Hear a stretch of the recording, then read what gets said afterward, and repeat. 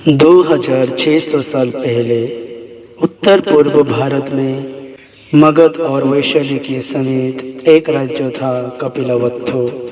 उस समय कपिलवस्तु पर शक्य कुल के पराक्रमी क्षत्रिय राजा शुद्धोधन का शासन था। नमो तस्स भगवतो अरहतो सम्मा संबुद्दस्स। नमो तस्स भगवतो अरहतो सम्मा संबुद्दस्स। नमो तस्स भगवतो अरहतो सम्मा संबुद्दस्स। আজি আমি ভগৱান বুদ্ধৰ জীৱনী আৰম্ভ কৰিম। 2600 বছৰ মানৰ আগত শুদ্ধোধন নামৰ এজন ৰজা আছিল।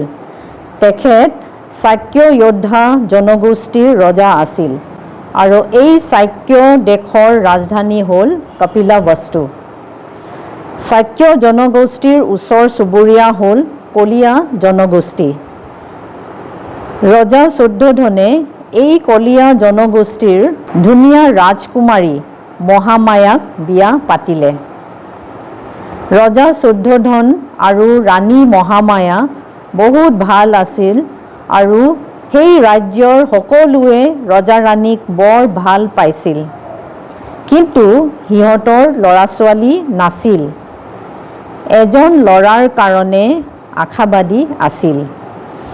এদিন এটা পূৰ্ণিমা ৰাতিত ৰাণী মহামায়া এটা সপোন দেখিলে। তাই দেখিলে যে তাইক 4জন দেৱতাই তাইক উঠাই লৈ গৈছে ক'ত? হিমালয়ৰ অনুতপ্তা লেকত। লেক মানে হ্ৰদ। তাইক দেৱতাসকলে অনুতপ্তা লেকত গা ধুৱাই ধুনীয়া স্বৰ্গীয় কাপোৰ পিন্ধাই দিলে। তাৰ পিছত এটা বগা হাতী তাৰ শুৰত এটা বগা পদুম ফুল লৈ তাইক 3বাৰ ঘূৰিলে আৰু নাইকিয়া হৈ গ'ল। ৰাণীয়ে সাৰ পালে আৰু দেখিলে যে এইটো এটা সপোনহে। পিছদিনাখন ৰাণীয়ে ৰজাক সপোনটো শুনালে। ৰজাই শুনি আচৰিত পালে আৰু সেই দেশৰ জ্ঞানী পণ্ডিতবিলাকক মাতি ৰাণীৰ সপোনটোৰ অৰ্থ সুধিলে।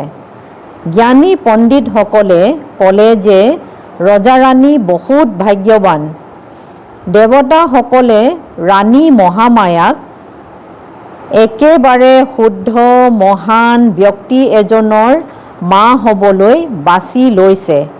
এইটো শুনি ৰজা ৰাণী বহুত সুখী হ'ল।